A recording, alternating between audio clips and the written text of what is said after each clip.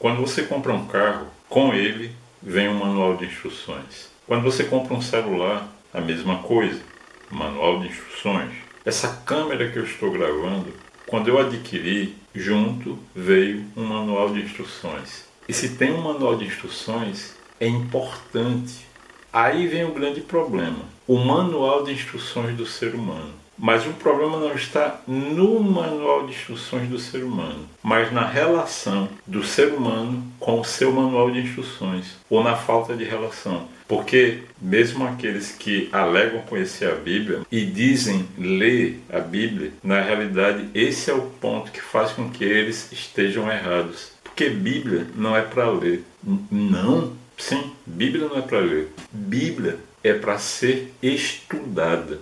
E uma coisa é bem diferente da outra. E se você não estuda a Bíblia, você começa a ter entendimentos e conceitos errados. Como, por exemplo, um dos livros mais fantásticos que você encontra na Bíblia, que é o livro de Jó. Que aqueles que não conhecem, porque nem estudam e nem leem a Bíblia, acham que não, é um absurdo. Mas eu não vim aqui para falar do livro de Jó, mas para esclarecer uma indagação que poderia ser sua, se você em algum momento da sua vida já houvesse estudado o livro de Jó. Mesmo porque para falar sobre um livro tão complexo, eu iria ter que lançar mão do hebraico bíblico e começar logo tratando de coisas como verbo conjuntivo, e as pessoas que apenas leem não se agradam desse tipo de coisa, porque elas só querem ler como se estivesse lendo um romance. Elas não querem estudar, ou seja, elas não querem absorver conhecimento. Mas o que eu trago hoje aqui sobre o livro de Jó é algo que vai começar a abrir a tua visão e expandir a tua consciência para algo que, com toda certeza, muito dificilmente eu acredito que você tenha parado para pensar. No livro de Jó, você verifica o seguinte, que o diabo, ele tocou na saúde de Jó, deixou Jó na miséria, Jó perdeu até os filhos dele, mas o questionamento é, o diabo não tocou na mulher de Jó.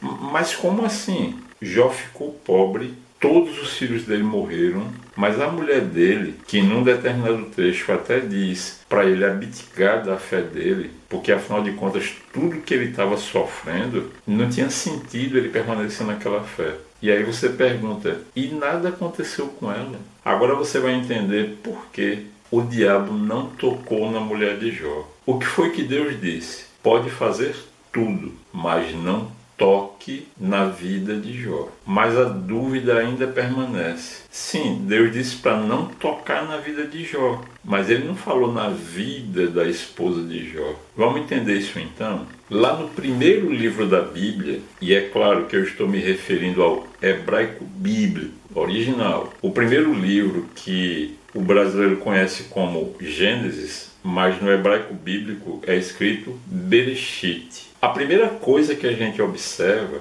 é a repetição de uma expressão que, desde o início, essa expressão que é repetida um certo número de vezes. Mas não é o caso de eu falar aqui o que é que significa isso. Eu estou aqui para responder essa pergunta. Já que o diabo não era permitido a ele tocar apenas na vida de Jó, por que então ele não tocou na vida da esposa de Jó? Pois é aí que está. A resposta para isso está no Passuque 24, ou seja, no versículo 24 do capítulo 2 de Bereshit, Gênesis.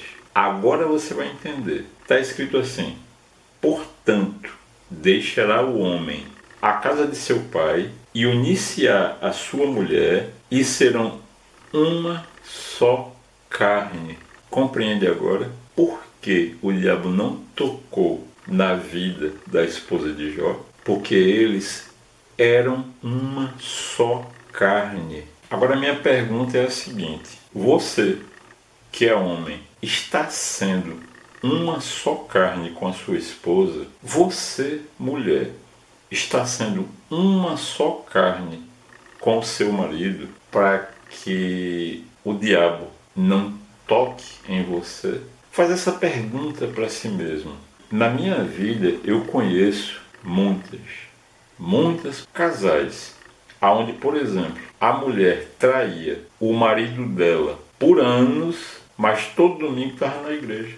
Para e pensa um pouquinho. Será que o fato de você fazer maldades na sua vida que atingem o seu esposo ou atinge a sua esposa e você não ser ferido, será que esse mérito não vem do seu cônjuge ou é pura e simplesmente por ser você uma só carne com seu marido, uma só carne com a sua esposa? Pensa nisso. Eu te desejo um maravilhoso e muito abençoado domingo e muita paz para você. Saúde física, mental e emocional. Tchau, tchau.